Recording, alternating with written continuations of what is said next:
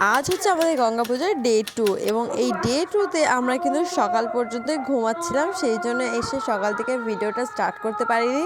তো যাই হোক, এখন বাজে মোটামুটি 4টে নাগাদ ঠাকুর মণ্ডপে এসে দেখি অলরেডি এখানে অধিবাস শুরু হয়ে গিয়েছে এবং সবাই মিলে হরিনাম সংকীর্তন করছে এবং বাইরে আমি একটা চেয়ার নিয়ে বসলাম।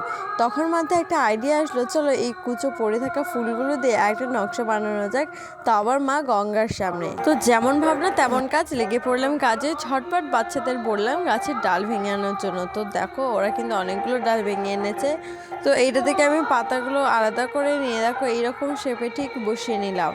তারপর এই গাঁদা ফুলগুলোকে কুচিয়ে রেখেছিলাম আগে থেকে, তো এইগুলো দিলাম এর সাইডে, ঠিক যেমনটা তোমরা ভিডিওতে দেখতেই পাচ্ছ। এরই মধ্যে হরিবাসরের এই প্রসাদগুলো আমাকে সবার মধ্যে বিলি করার দায়িত্বটা দিয়ে দিল। তো আমি ঝটপট থালা নিয়ে শুরু করে দিলাম প্রসাদ বিলি করা। এবং এদিকে দেখো বোনও কিন্তু ছোট ছোট ভাই বোনদের সাথে এই পুজোটাকে খুব এনজয় করছে।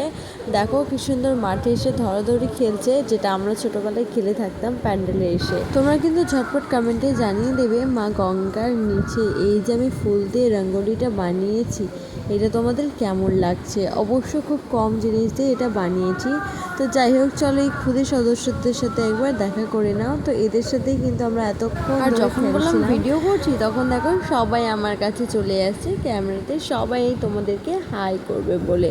তো চলো আজ ভিডিও এই পর্যন্ত। তবে গঙ্গা পুজোর আরও ইন্টারেস্টিং ভিডিও দেখার জন্য চ্যানেলকে সাবস্ক্রাইব করো। সো আজ ভিডিও এই পর্যন্ত, ওয়েট ফর পার্ট 2।